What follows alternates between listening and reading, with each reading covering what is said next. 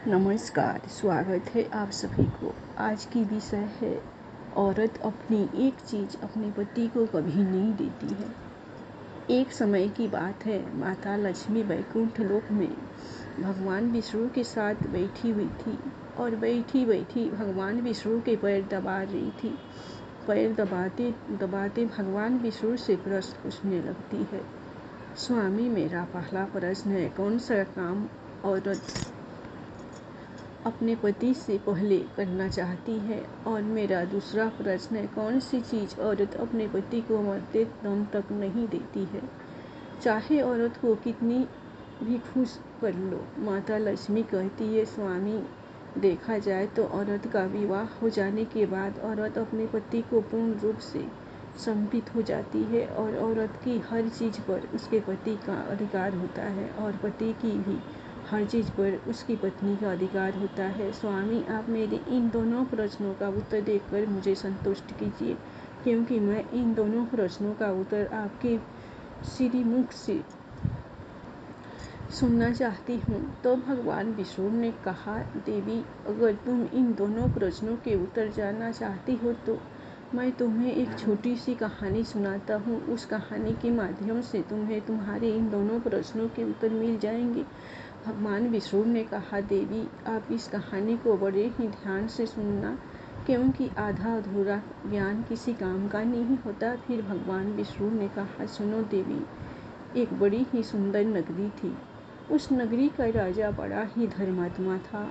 वहाँ की प्रजा को राजा अपनी संतान की तरह प्यार करता था और चारों तरफ खुशहाली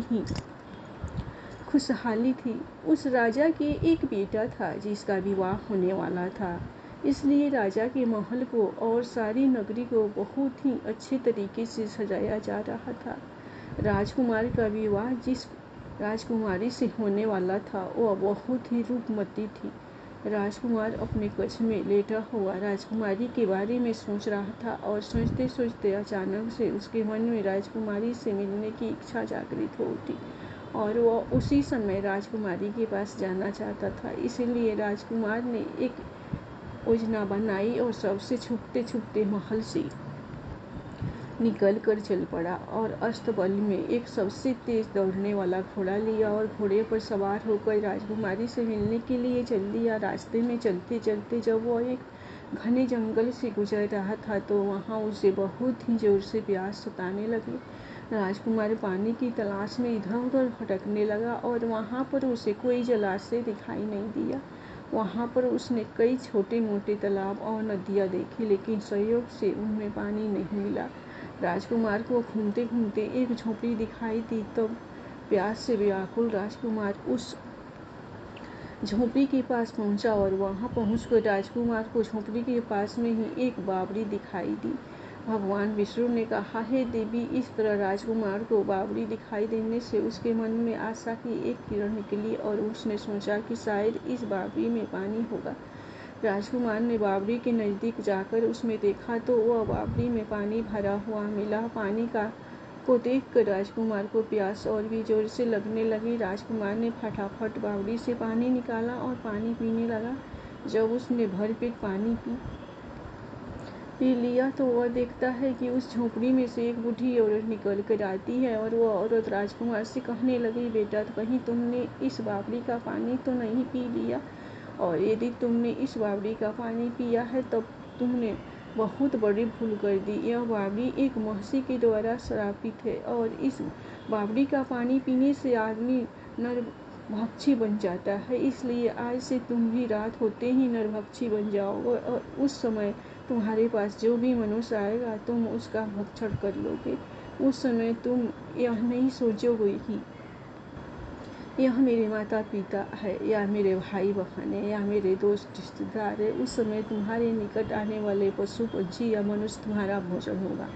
उस बूढ़ी औरत के मुंह से श्राप की बात सुनकर राजकुमार बहुत ही दुखी हुआ और कहने लगा, हे बूढ़ी माँ, तब तो मैंने इस बावड़ी का पानी पीकर बड़ा ही अनर्थ कर डाला। ऐसे में तो न जाने कितने मनुष्य को रोजाना अपना आहार बनाऊंगा, जिसमें मेरे अपने भी शामिल हो सकते हैं। तब राजकुमार बूढ़ी माँ से हाथ जोड़कर बोला, माता, क्या इस श्राप से मुक्त होने का कोई उपाय नहीं है, और अगर नहीं तो मैं अपने आप को ही ख़त्म कर लूँगा, जिससे मैं कम से कम दूसरे बेगुनाह मनुष्य को मारकर अपना भोजन तो ना बनाऊँ।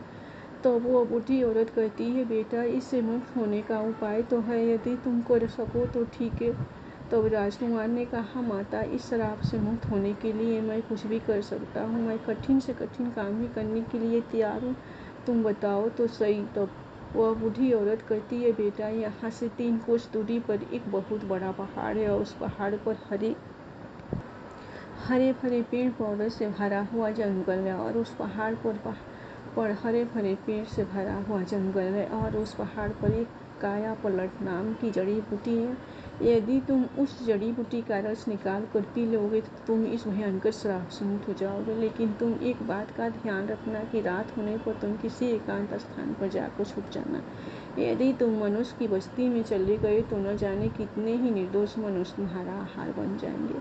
भगवान विष्णु कहते हैं, हे देवी। फिर राजकुमार ने उस बूढ़ी औरत से कहा, ठीक है माता, मैं इस बात का भली भांति ध्यान रखूंगा। इतना कहकर राजकुमार उस काया पलट औषधि को ढूंढने के लिए चल दिया। माता लक्ष्मी भगवान विष्णु से कहती है, हे स्वामी, मुझे समझ में नहीं आ रहा है कि आप मेरे प्रश्नों का उत्तर किस प्रकार से दे रहे हैं। भगवान विष्णु ने कहा, हे देवी धैर्य रखिए, आपको आपके प्रश्नों का उत्तर इसी कहानी में मिलने वाले हैं।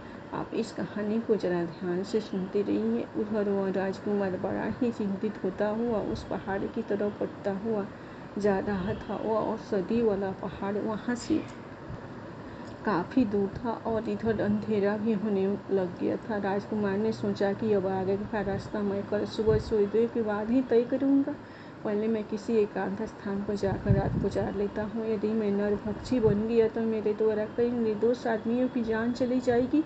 राजकुमार राजकुमारी से मिलने का विचार तो अपने मन से निकाल ही चुका था, क्योंकि वह जानता था कि इस दशा में राजकुमारी से मिलना भी उसके लिए हितकारी नहीं है। भगवान विष्णु कहते हैं, हे देवी, वह राजकुमार गांव और नगरों को बचाता हुआ जंगल की तरफ चला गया, जहाँ पर किसी भी मनुष्य के आने जाने का रास्ता नहीं था, और उसने अपने आप को एक पहाड़ की गुफा में बंद कर लिया।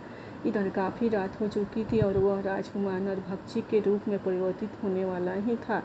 इधर राजकुमार ने अपने आप को जिस गुफा में आया था, उसी गुफा में एक बड़ा ही खूंखार शेर रहता था, और वह शेर आए दिन लोगों की जान लेता रहता था। चारों तरफ लोगों के मन में उस शेर को देखकर दहशत फैली हुई थी। जब वह राजकुमार गुफा के अंदर पहुंचा तो उसे वह खूंखार शेर गुफा के अंदर बैठा हुआ मिला। उस शेर ने राजकुमार को देखा तो मन में बड़ा खुश हुआ कि आज तो घर बैठे ही भोजन चलकर आ गया है। शेर कुछ घूरता हुआ राजकुमार की तरफ झटपट करके खाने वाला था। तभी राजकुमार पर उस शराब का असर होने लगा, और क्षण भर में ही वह मनुष्य नरभक्षी पिशाच के रूप में बदल गया। शेर ने देखा कि यह तो कोई मुझसे भी अधिक खूंखार जानवर है, और वह डरकर अपने आप को छुपाने के लिए जगह ढूंढने लगा। नरभक्षी राजकुमार भी उस शेर को देखकर उस पर टूट पड़ा, और थोड़ी ही देर में वह शेर को मारकर खा गया। भगवान विष्णु कहते हैं, हे देवी, इस प्रकार राजकुमार ने नरभक्षी के रूप में रात भर उस गुफा में बिताई, और सूर्योदय होते ही वह अपने असली रूप में आ गया। राजकुमार उस गुफा से निकलकर आगे का रास्ता तय करने लगा। तभी गांव के कुछ लोगों ने देखा कि यह जुट तो उस दिशा से आ रहा है जिस दिशा में वह आदमखोर शेर रहता है। लोगों को उसे जीवित देखकर बड़ा आश्चर्य हुआ, और उस लोग पूछने लगे कि अरे भाई, तुम कौन हो और इधर कहाँ से आ रहे हो? इधर तो एक खूंखार शेर रहता है जो लोगों को मारकर खा जाता है, तुम भला जीवित कैसे बचकर आए? तब राजकुमार ने बताया, अरे भाई, मुझे किसी बात का डर नहीं लगता। जिस शेर की बात कर रहे हो वो तो उस गुफा के द्वार पर मरा हुआ पड़ा है, और मैंने उसे मार डाला है। राजकुमार की बात सुनकर गाँव वालों को बड़ा आश्चर्य हुआ, और सब इस बात की जांच पड़ताल करने के लिए गुफा के पास गए तो देखा सचमुच शेर मरा हुआ पड़ा है। यह देखकर लोगों के मन में शेर को लेकर दहशत थी, वह खत्म हो गई, और पूरे राज्य में इस बात की खबर फैल गई कि एक सामान्य व्यक्ति ने उस शेर को मार डाला। जब यह खबर वहाँ के राजा को पता चली तो वह राजा राजकुमार को मिलने के लिए अपने राजमहल में बुलाता है और उससे कहता है कि हे नौजवान, तुमने उस शेर को मारकर हमारे राज की प्रजा को निर्भय कर दिया, इसलिए मैं तुम्हारी वीरता और साहस से बहुत खुश हूँ। तुमने मुझे बहुत बड़ी प्रसन्नता दी है। इस खुशी में मैं तुम्हें एक उड़न खटोला इनाम के तौर पर देता हूँ। और उस राजा ने कहा, यह उड़न खटोला तुम्हें पल भर में यहाँ से वहाँ पहुँचा सकता है। राजा से उड़न खटोला प्राप्त करके राजकुमार भी बड़ा खुश होता है और सोचने लगता है, ये तो बड़ा ही अच्छा हुआ और मैं इस उड़न खटोला पर बैठकर उस पहाड़ पर आसानी से पहुँच जाऊँगा। राजकुमार ने वैसा ही किया। वह उस उड़न खटोला पर सवार होकर उस पहाड़ पर जा पहुँचा। वहाँ पहुँचकर उसने देखा कि वहाँ कायापलट नाम की अनेक जड़ी बूटी चमक रही थी जो बार बार अपना रूप बदल रही थी। बूटी माँ ने उससे पहले ही बता दिया था कि जो बूटी अपना रंग रूप बदलते दिखाई दे उसी का रस निकाल कर पी लेना। राजकुमार ने बिना समय गंवाए उस जड़ी बूटी का रस निकाल कर पी लिया, क्योंकि इधर शाम होने वाली थी। राजकुमार अब निरोगी हो चुका था। अब राजकुमार ने क्या किया कि उस उड़न खटोला पर बैठकर अपनी राजकुमारी के नगर को चला गया और वहां पहुंचकर वो अपनी राजकुमारी से मिलता है और राजकुमारी भी अपने राजकुमार से मिलकर बड़ी खुश होती है। इधर राजकुमार ने अपने नगर में खबर भिजवा दी कि आप बारात लेकर आ जाओ, मैं अपने ससुराल पहुंच चुका हूँ। इधर राजकुमार की बात जाती है और अगले दिन उसका राजकुमारी के साथ बड़े ही धूमधाम के साथ विवाह हो जाता है और वो अपने नगर को वापस लौट आते हैं। दोनों ही बड़े आनंद के साथ रहने लगते हैं और कुछ दिनों के बाद राजकुमार के घर में एक पुत्र का जन्म होता है और पुत्र की खुशी में राज परिवार में जश्न मनाया गया, प्रजा में मिठाइयाँ बांटी गई। इधर माता लक्ष्मी ने भगवान विष्णु से पूछा कि प्रभु, आपकी लीला मेरे को तो समझ में बिल्कुल भी नहीं आई। मेरे 2 प्रश्नों का उत्तर बताने के लिए आपने मुझे एक राजकुमार की पूरी कहानी सुना दी, लेकिन उत्तर अभी तक नहीं मिला। तब भगवान विष्णु कहते हैं, हे देवी, अब बहुत ही जल्द तुम्हारे प्रश्नों के उत्तर मिलने वाले हैं। फिर क्या हुआ? एक दिन उस राजकुमार के राज पर शत्रु देश ने आक्रमण कर लिया। तब राजकुमार अपने दुश्मनों से लड़ने के लिए युद्ध क्षेत्र में जाता है। उड़न खटोला की सहायता से राजकुमार ने अपने दुश्मन की सेना पर खलबली मचा दी, परंतु युद्ध में तीर लग जाने के कारण राजकुमार की भी जान चली गई। जब राजकुमार की मृत्यु हो जाती है तो सब लोग